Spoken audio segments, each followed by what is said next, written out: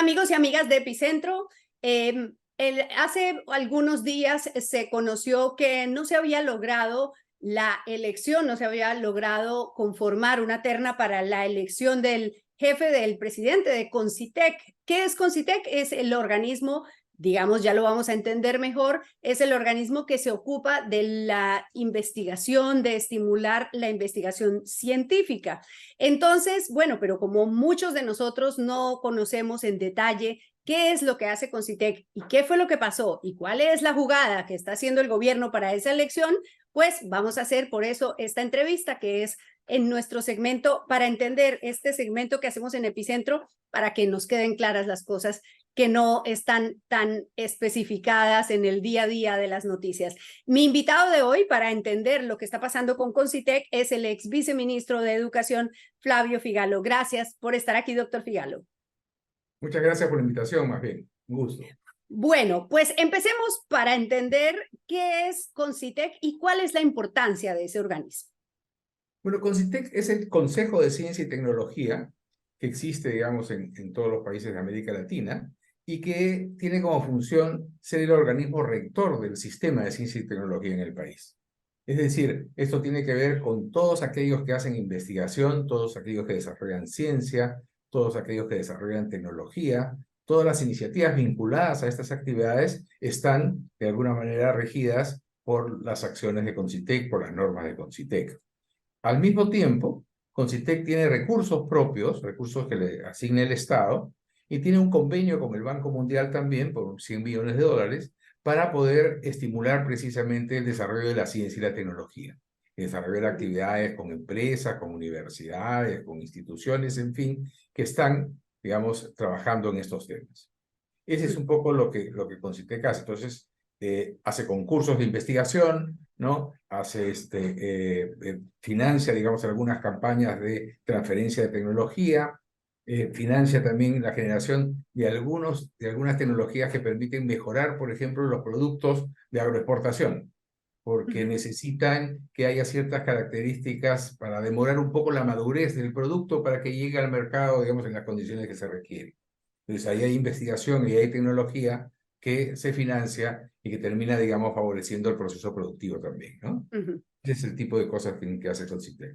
Muy bien, entonces el asunto es que se estaba buscando pues a los candidatos para presentarle una terna, el reglamento, el proceso para la elección, pues es que hay un comité de selección que escoge al final de un concurso, escoge a 3 personas, la PCM presenta esa terna a la presidencia y se elige el presidente de Concitec, pero se cayó la terna, estaban en un primer momento estaban Gisela Orjeda, Víctor Antonio Peña y Juan Martín Rodríguez. Pero algo pasó con uno de ellos, con Juan Martín Rodríguez. Y entonces, bueno, pues la PCM decidió no continuar con ese concurso. ¿Es así lo que ocurrió?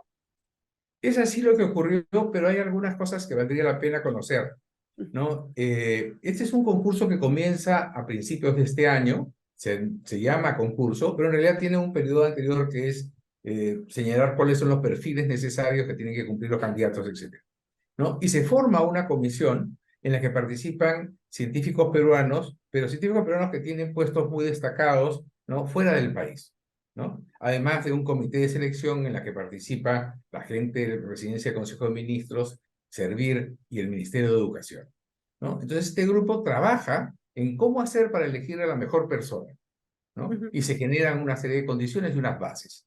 Sobre estas bases que salen en marzo, se produce la selección. Se hace todo el concurso y la selección. Se llega finalmente, ¿no?, a contar con 3 personas y una de ellas, por problemas más bien de orden formal, termina saliendo de la terna, ¿no? Y entonces se presentan 2 al Consejo de Ministros, a la presidencia del Consejo de Ministros, que es la que tiene que resolver. Entonces la presidencia del Consejo de Ministros dice, bueno, de acuerdo al artículo de tal norma, que es el artículo 2 de una de las normas, para la selección de la presidencia de CONCITEC, se necesita una terna. Como me han presentado 2, ¿no? Entonces no hay concurso. Ya el concurso se declara desierto, ¿no? Esto, digamos, podría ser un exceso de formalismo, ¿no? Pero cuando uno ve de quiénes se trata, quiénes están en la terna y quiénes eran los candidatos y quiénes tenían el mayor puntaje, uno encuentra que se trataba de personas que iban a ser muy incómodas para no la gestión de Concitec, sino para la gestión de otras organizaciones como SUNEDU. Porque Ajá. resulta que la presidencia de Concitec tiene un asiento en SUNEDU, en el Consejo Ah, Directivo de SUNEDU, ¿no? Entonces resulta que una persona que fuera, digamos, mucho más exigente respecto de las condiciones de calidad universitaria, podría ser incómoda en la situación actual en la que la SUNEDU está, ¿no? Entonces, ahí yo creo que jugó un poco, bueno, tenemos la excusa suficiente para acabar con el concurso y volverlo a hacer, ujú. ¿no? Pero Y ahí no quedó luego, la cosa, ¿no? claro, y luego, para no correr riesgos, cambiaron el reglamento, cambiaron la composición del comité para la elección. Y esto es muy importante, ustedes lo van a ver. Antes, el artículo 4 establecía la conformación, instalación y cese de funciones del comité de selección, establecía que el comité de selección estaba conformado por él o la secretaria de Gestión Pública como representante de la presidencia del Consejo de Ministros, quien lo presidirá, él o la viceministra de Gestión Pedagógica del Ministerio de Educación, él o la presidenta ejecutiva de la Autoridad Nacional del Servicio Civil Servir y 2 integrantes de la Comisión Consultiva de Ciencia, Tecnología e Innovación creada con un decreto supremo.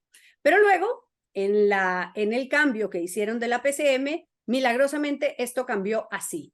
Ahora la conforman este comité 2 miembros propuestos por él o la presidenta del Consejo de Ministros, uno de los cuales la preside y tiene voto dirimente, y un miembro propuesto por la Autoridad Nacional del Servicio Civil Servir. ¿Eso qué significa?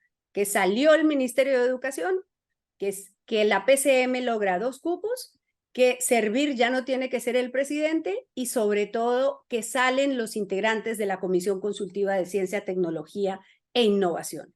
Por favor, doctor Figalo, ayúdeme a entender qué es lo que significa esto, qué efectos puede tener. Bueno, es muy serio en el sentido de que el esfuerzo por el desarrollo de la ciencia y tecnología, ¿no? Tiene que estar respaldado por una elección seria de quien va a conducir, ¿no? Concitec. Y se había escogido precisamente a científicos muy connotados para lograr la mejor selección posible. Porque además se trata de un tema de ciencia y tecnología, no es un tema de otras cosas, sino de eso mismo. Entonces, los mejores para elegir a los mejores es un poco de lo que se trataba, ¿no? Al sacar de la canasta, digamos, ¿no? A los científicos en el proceso de selección o a los miembros de Concitec que estaban, digamos, se pierde esta posibilidad.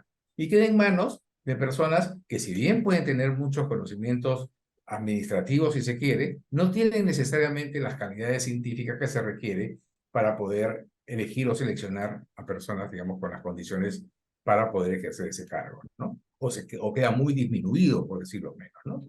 Este es, digamos, un tema que podría además tener otro tipo de connotación, ¿no? Porque de lo que se trata, ¿y por qué se hace esto? ¿No? O sea, por qué sacamos a estas personas y nos quedamos solamente entre nosotros para elegir, por Claro, decirlo? con los ¿No? delegados del PCM. Así es, como a puerta cerrada finalmente, ¿no?